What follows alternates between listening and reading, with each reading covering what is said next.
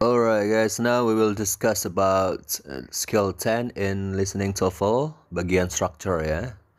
Structure itu pola, pemulaan. Oke, yang sesi 1 ada listening, sudah saya jelasin semua di channel ini. Terus ada structure, baru dari skill 1 sampai skill ini ya, skill 10. And then nanti setelahnya kalau udah habis structure-nya baru saya jelasin readingnya ya guys ya. Baru kita beralih ke materi selanjutnya, mungkin IELTS atau grammar dasar. Mungkin kalian coba komen mana yang lebih penting antara grammar dasar sama IELTS, right? Atau speaking.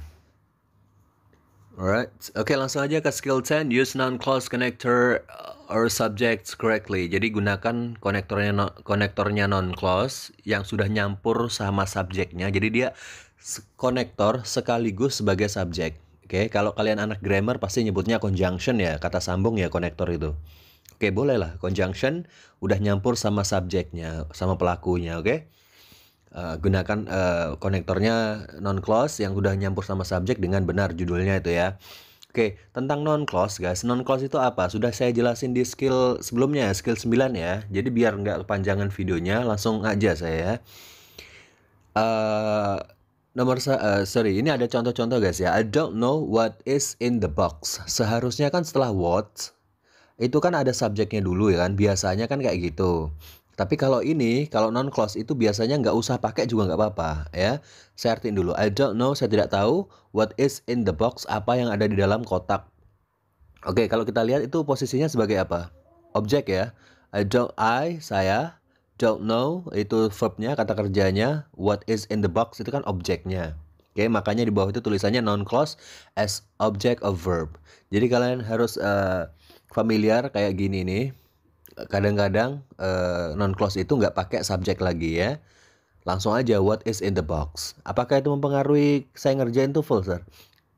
Tidak guys, tidak mempengaruhi kalian ngerjain TOEFL-nya, oke?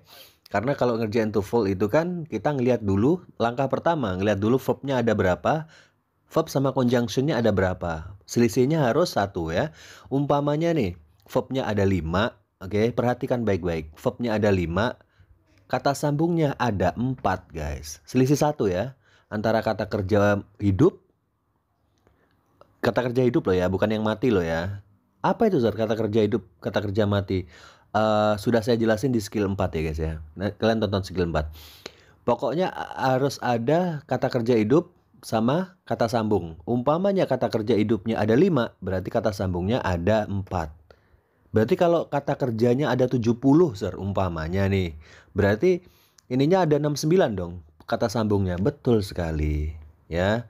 Kalau kata kerjanya yang hidup cuman 1, berarti ada kata sambungnya nggak? Nggak boleh ada 0. Oke, selisih 1. Ingat-ingat itu ya, itu penting. Oke, coba kita hitung di situ. I don't know what is in the box. Ada berapa kata kerja di situ? Ada 2 ya. Don't know sama is. Oke, kata sambungnya yang mana Zar? Kan harusnya ada 1. What itu jadi kata sambung. Gitu ya, pas ya. Yang bawah, we are concerned about, kita peduli tentang who will do the work, siapa yang akan melakukan pekerjaannya. Oke, kita hitung kata ininya. Kata kerjanya are concerned sama will do. Kata sambungnya who, pas, ya kan? Non-clause sebagai object of preposition. Itu kok tulisannya non-clause as the object of preposition, sir? Karena dia setelah preposisi about. About itu preposisi yang selalu membutuhkan objek ya. Preposisi itu kata depan. Terus yang nomor 3 itu whoever is coming to the party, siapapun yang datang ke pesta harus membawa hadiah. Oke, whoever itu kata sambungnya, verbnya mana? Is coming sama must bring, udah pas. Non-clause sebagai subjek ya. Oke, coba kalian kerjain ini guys. Alright, tesnya langsung ya. Bla bla bla bla was on the television made me angry ya.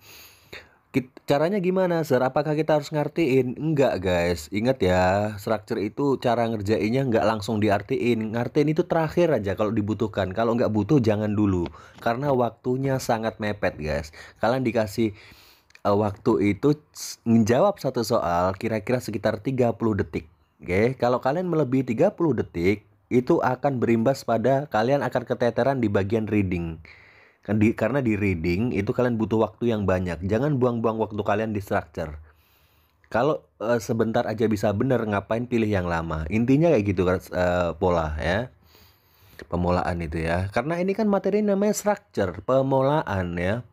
Pola atau grammarnya, kita harus tahu grammarnya aja. Berarti kan saya harus belajar grammar semuanya, sir? Boleh belajar grammar semuanya kalau punya waktu. Kalau nggak punya waktu, gini caranya. Langkah pertama adalah cari dulu kata kerjanya. Was sama made. Ya, yang hidup ya. Kata kerja hidupnya ada dua, made. Was sama made. Berarti kita membutuhkan apa? Satu kata sambung. Apakah yang A bisa masuk situ? Nggak bisa. Udah jelas itu ya. Karena dia bukan kata sambung. Yang B bisa masuk situ? Nggak bisa karena dia bukan kata sambung. Berarti yang bisa antara C sama D. Apa atau kapan, oke? Baru kita artiin. Jadi kalau tinggal dua kan, pilihan jawabannya kan enak ngartiinnya, ya kan? Daripada sekalian nyocok-nyocokin, oh pakai feeling, pakai perasaan, enaknya yang mana? Oh nggak gitu caranya ya. Coba kita pilih yang C. Apa yang ada di televisi membuatku marah? Oke, kalau yang D, kapan yang ada di televisi membuatku marah? Ya udah, berarti yang yang C gitu guys. Alright, apa yang ada di televisi membuatku marah? Gitu ya. Ada pertanyaan?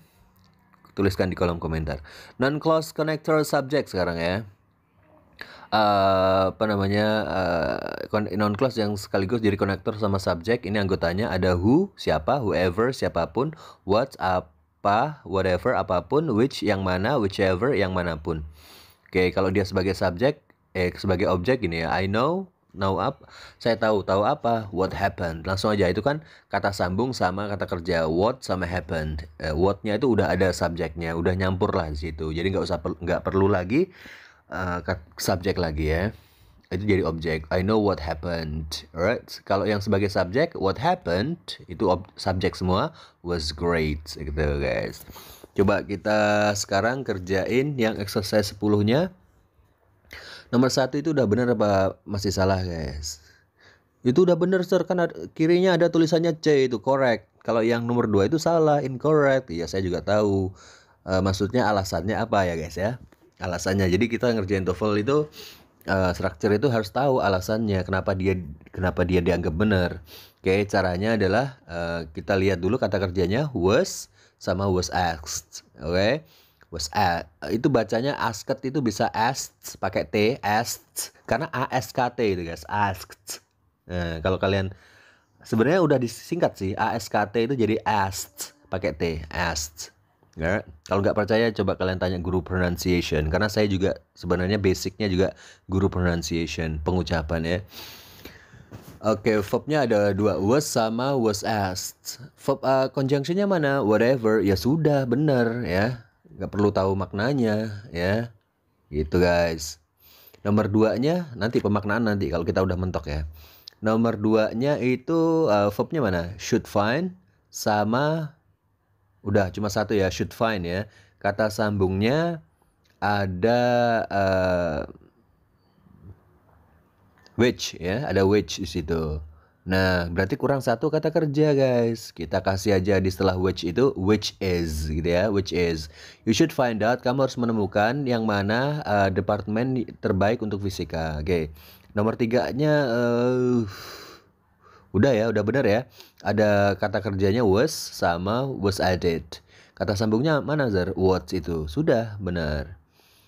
Nah, kalau kecepatan kalian ini ya, di play, di pause gitu ya guys. Alright. Di play, di pause, kalau nggak ngerti nanya. Oke? Tulis di kolom komentar. Nomor 4-nya sebentar, whoever itu kata sambung. Once itu kata kerja. Kita hitung dulu kata kerjanya. Once, terus udah once aja. Kata sambungnya ada satu, whoever. Berarti kurang satu kata kerja. Gimana caranya sir? Ya udah, itu signingnya kita hidupin. Itu kan berpotensi juga jadi hidup ya. Kalau signing kan mati. Kok mati sir? Ya nonton dulu video skill 4 ya kalau mau ngerti verb mati, verb hidup ya. Signing itu kan mati, oke? Kita hidupin aja. Jadi apa? Jadi must sign gitu juga bisa. Must sign artinya harus menandatangani ya. Whoever, siapapun yang ingin mengambil tour gurun selama spring break, selama libur musim semi, harus menandatanganinya signing up, sign up ya, mendaftar. Mas sign up harus mendaftar di kantor gitu ya. Gitu. Nomor limanya subjek verbnya mana? Was sama head ya. Headstruck. Oke, was sama headstruck. Kata sambungnya di mana tuh? Who ya, who. Oke.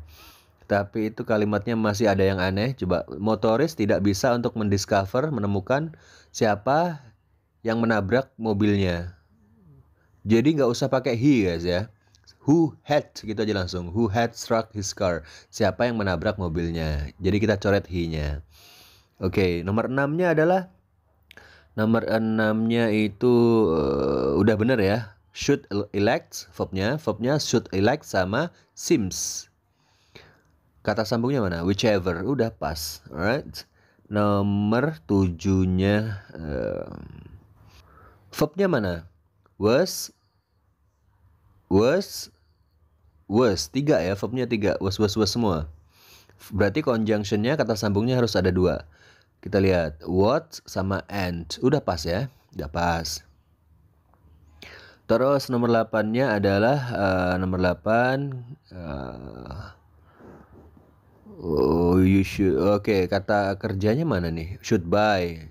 Kata sambungnya whoever. Kurang 1 dong. Kurang 1 ininya ya.